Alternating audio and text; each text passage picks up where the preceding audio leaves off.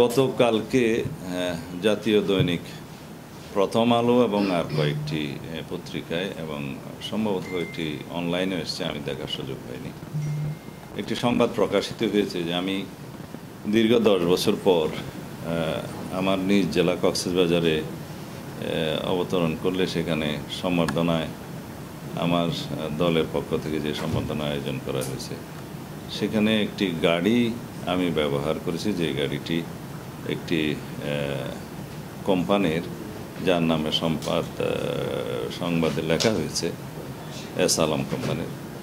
তো এই বিষয়ে আমাকে জানতে চেয়েছিল নিউজ করার আগে প্রথম আলোরই চট্টগ্রাম ব্যুরোর সাংবাদিক। তা আমি আননোন টেলিফোন, তারপরেও আমি হঠাৎ করে ধরে আমি বলেছি যে আমি কোন গাড়িতে উঠেছি, কোথায় যাব, এর কোনো কিছুই তো আমি ঠিক করতে পারিনি, আমি নিজেই জানতাম না।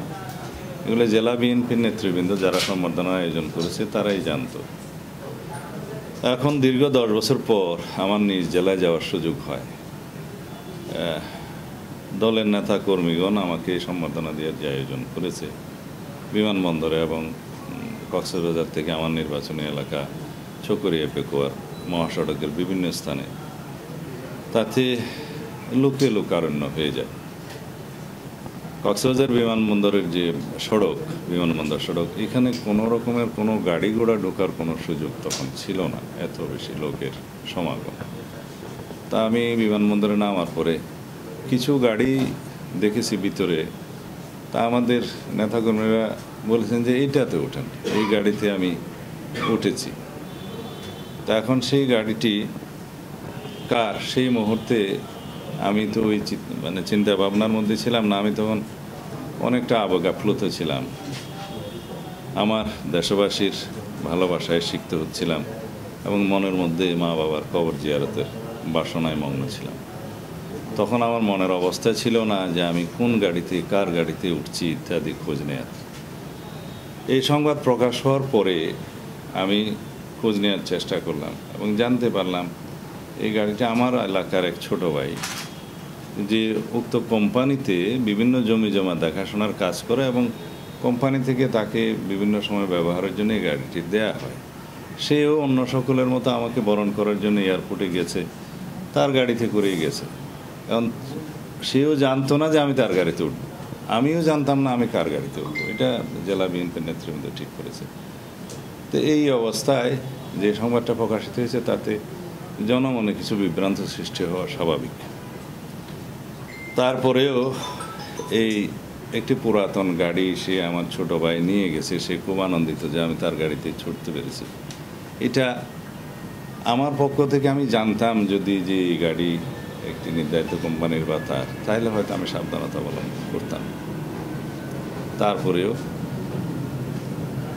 আমার এই অসাবধানতা এবং অনিচ্ছাকৃত ভুলের জন্য যদি আমি দেশবাসীর মনে কষ্ট দিয়ে থাকি এবং অনুভূতিতে আঘাত দিয়ে থাকি, সেই জন্য আমি দুঃখ প্রকাশ করছি। তবে একটু ব্যাখ্যা করি। এখন আমাদের সবার উচিত পতিত ফেসিবাদের বিরুদ্ধে আমাদের বিভিন্ন রকমের তথ্য সমৃদ্ধ সংবাদ প্রকাশ করা। যারা দীর্ঘ 15-17 বছরে দেশটাকে বিভিন্নভাবে ধ্বংস করে দিয়ে গেছে, সমস্ত প্রতিষ্ঠান, সাংবিধানিক প্রতিষ্ঠান সহ দেশের সমস্ত অঙ্গ, বিচার বিভাগ, আইন বিভাগ, শাসন বিভাগ সহ, এমনকি ফোর্থ এস্টেট, মিডিয়া সহ সর্বত্র যে আমাদের বিভিন্ন পর্যায়ে পছন্দ হয়েছে, ফেসিবাদের যে স্বাক্ষর তারা এখানে রেখেছে তাদের ফেসিবাদী শাসন দীর্ঘায়িত করার জন্য, সেই বিষয়ে আমাদের সোচ্চার হওয়া উচিত। আমাদের এখন অগ্রাধিকার সেটা। আমরা যেন মনোযোগ দিই যে যেমন যারা গুম, খুন, অপহরণের সাথে জড়িত ছিল, যারা আয়নাঘরের সাথে জড়িত ছিল, যারা ফেসিবাদের শাসন ব্যবস্থাকে দীর্ঘায়িত করার জন্য বিভিন্ন স্তর থেকে যারা সহযোগিতা করেছে, তাদের মুখোশ উন্মোচন করি। তাদের কেউ কেউ হয়তো গ্রেফতার হয়েছে, কিন্তু আমি যতটুকু এখনও পর্যন্ত, আপনারা আমার চাইতে ভালো জানেন, তাদেরকে যথাযথভাবে ইন্টারোগেশন করা হচ্ছে না।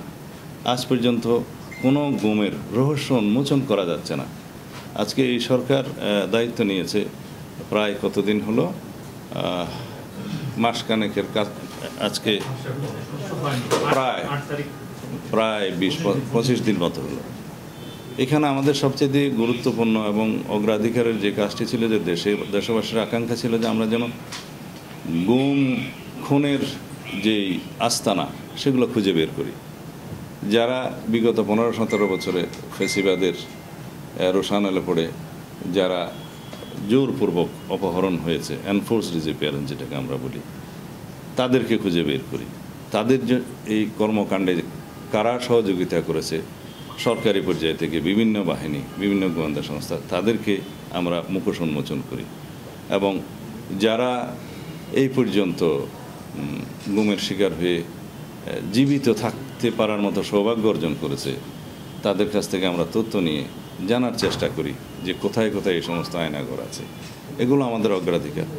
ফেসিবাদের শাসন দীর্ঘায়িত করার জন্য যারা বিভিন্নভাবে এই রাষ্ট্রকে বিনষ্ট করেছে, ব্যবহার করেছে, বিচার বিভাগ সহ সর্বত্র, তারা কারা, তাদের বিভিন্ন অপরাধের বিবরণ আমরা প্রকাশ করি।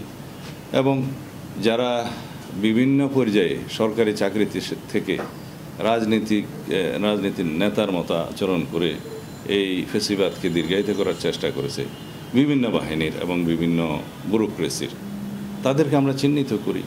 এবং এই দেশটাকে আমরা প্রকৃত একটি গণতান্ত্রিক রাষ্ট্র বিনির্মাণের জন্য সবাই আমরা তথ্য দিয়ে, সংবাদ প্রকাশ করে, আমাদেরকে পরামর্শ দিয়ে সহযোগিতা করি, যাতে বর্তমানের অন্তর্বর্তীকালীন সরকার তাদের হাতকে আরও শক্তিশালী মজবুত মনে করে এবং তারা জনগণের জন্য সংস্কার এবং একটি প্রয়োজনীয় রাষ্ট্র কাঠামোর যে সংস্কার আমাদের দরকার, সেই সংস্কারে মনোযোগ দিতে পারে। নিশ্চয়ই সংবাদপত্র এবং মিডিয়ার একটি ব্যাপক ভূমিকা আছে এই বিষয়ে। আমরা মনে করি যে সেই বিষয়ে আমাদের দৃষ্টি দেওয়া উচিত। ব্যক্তিগত পর্যায়ে এগুলো যা কিছু আমরা এগুলো পরিহার করলে আমার মনে হয় ভালো হবে। তারপরেও আমার অসাবধানতা এবং আমার অনিচ্ছাকৃত ভুলের জন্য আমি আবারও দুঃখ প্রকাশ করছি। ওইখানে আরেকটা মাইক্রোবাস ছিল, যেটার মানে ড্রাইভারটা আমার এলাকার ছিল। তা আমি মনে হয় ওই গাড়িতে উঠতে চেয়েছিলাম, যেটা আমার পরিচিত। তোরা মাইক্রোবাস মনে করে, উপরে হুট খোলা ছিল না মনে করে, ওখানে আমার ঘুরতে দেয়নি। এগুলো কথা বলতে গিয়ে মনে হয় তারা এটা মিসকুট করেছে। না, এটা মিসকুট করেছে, আমি এরকম কথা বলি না।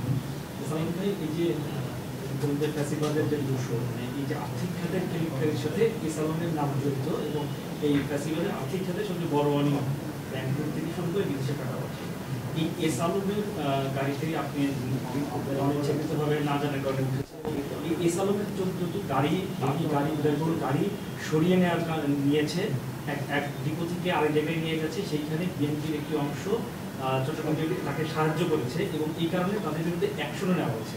আবার পরবর্তীতে এই এসালামের গাড়িতে আপনাকে উঠানো হলো। এই পুরো প্রক্রিয়াটাকে মধ্যে কি হয়ে যাচ্ছে যে এই যে অ্যাকশন যে নেওয়া হলো, টাইমিংটা বা চট্টগ্রামে যে গাড়ি সরানোর কাহিনীটা, এই টাইমিংটা সম্পর্কে আমি ওয়াকিবহাল না, কবে কখন হয়েছে পরে শুনতে পেরেছি। টাইমিংটা সম্পর্কে আমি ঠিক ধারণা নেই।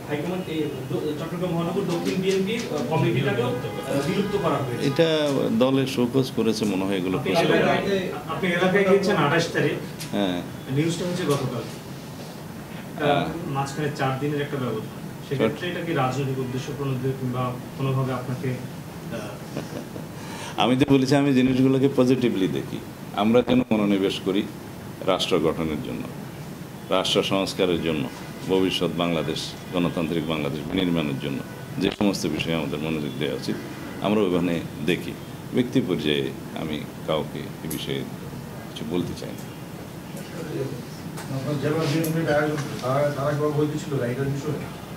আমার মনে হয় তারাও অবহিত ছিল না। ওখানে তো অনেকগুলো গাড়ি ছিল, সেটা চেহারা বলো।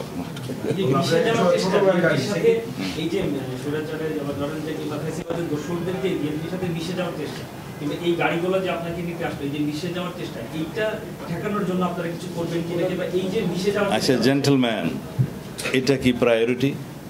আপনাদের বোঝা উচিত কেন এগুলোকে প্রায়োরিটি দিয়ে মনোযোগটা অন্যদিকে নেওয়া হচ্ছে। আমাদের প্রায়োরিটি হচ্ছে প্রয়োজনীয় রাষ্ট্রীয় কাঠামোর গণতান্ত্রিক সংস্কার এবং একটি সুন্দর সুষ্ঠু নির্বাচনের উদ্দেশ্যে এই জাতিকে, প্রতিষ্ঠানগুলোকে তৈরি করা। এটাই আমাদের প্রায়োরিটি। এবং ফেসিবাদের দোসর যারা ছিল, যারা ফেসিবাদকে টিকিয়ে রেখেছে দীর্ঘদিন, তাদের মুখোশ উন্মোচন করা।